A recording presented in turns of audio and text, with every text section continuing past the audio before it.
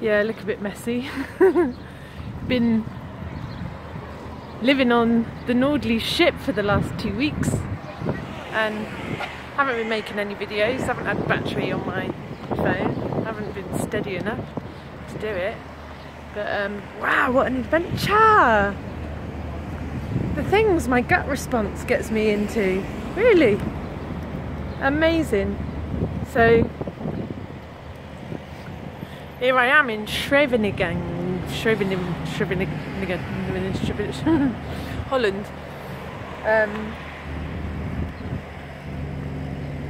I've just been for a little wander from the boat. Popped to a shop to get some essentials and to check out the area for some potential busking spots. And I'm like, wow, isn't this amazing? Like, I had this little dream that one day I'd be able to come and busk in parts of Europe, but the dream was there, but the mental trying to figure out how that would happen was a little bit too much for me. How would I get my guitar around everywhere? How would I carry everything? How would I get from one country to another? By aeroplane, by boat, blah. But here I am, been picked up in Torquay from busking, carried to France and then to Holland on the most beautiful ship with the most beautiful crew of awesome people.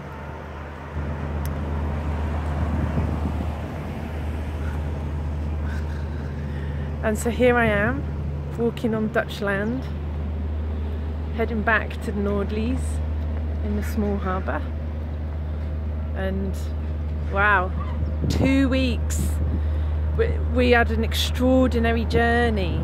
I mean, I don't know, I don't have anything to compare it against. I'm not a sailor, but all the other guys are. And Lama explained to me that, what was his words? Intense, might have been intense. Sailing without a engine is intense sailing. And sailing the route that we've just sailed without an engine is really intense.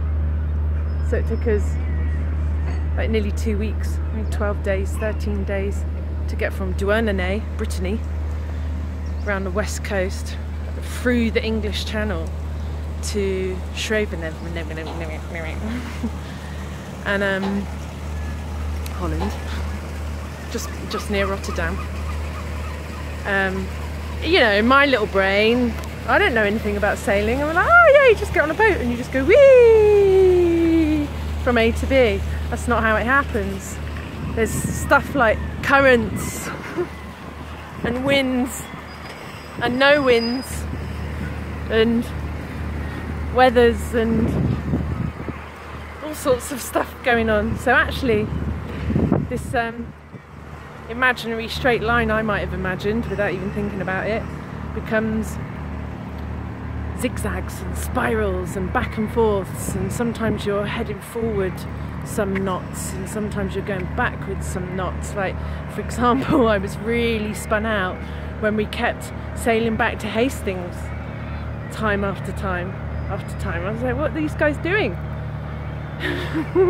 But the counteracting is zigzagging, tacking, zigzagging up and down the channel, so not to get carried all the way back, to be either making momentum forward or to not be getting carried back. And we had a lot of this. We had the winds against us and the currents against us, and yet we managed to sail and capture the elements enough to bring the ship to her destination in 2 weeks rather than what we thought might be 4 days. It got so close as well, everything was running out. It's like, oh, gas is going to run out, water's going to run out, Lama's pipe tobacco ran out, toilet roll was running out, and here I am with the most monumental period coming on a ship of wonkiness, with all my diabeticness going on, and only one safety packet of biscuits in my private little cargo hold. Trying to think, whoa, how am I going to navigate this if we're like stuck at sea with no water, no gas, and no food? That was the other thing that was running out. But I just trusted it anyway. I just said, oh, I'm alright, I trust it, I'll have faith. And here we are. It's quite an amazing thing coming back into land after all of that. It was like mixed feelings of sort of sadness and elation and excitement, and excitement about coming into land, and especially because it's all foreign and new for me. But then like a sadness of like, oh, the journey's gonna end. And but really it's quite exciting. I watched the whole team doing all their ropes and sails and calling out orders and responding to orders, and it's just amazing.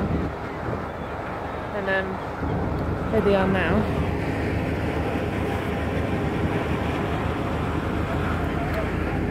Doing something.